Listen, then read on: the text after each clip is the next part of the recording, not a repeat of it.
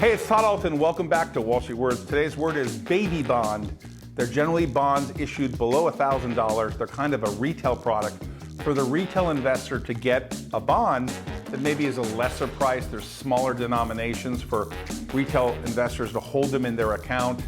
Now think of a bond issued by a county or state government, municipality, a water district that needs money, and they can issue things on a tax-exempt basis. They want to attract local investors, so they make the investment a little smaller instead of these larger bonds. So you wanted a $500 bond or a $100 bond. These are baby bonds, and they're designed to get the retail investor to be able to buy something in a smaller denomination. These baby bonds can be very valuable to investors, and they're generally issued on a tax-free basis. Today's word is baby bond. Hey, thanks for watching Wall Street Words. Please subscribe and hit that bell below. If you think this video adds value, please share it with somebody. By the way, if you want to watch more Wall Street Words videos, there's 2 videos right here you can watch right now. There's new videos every day. Thanks for watching Wall Street Words.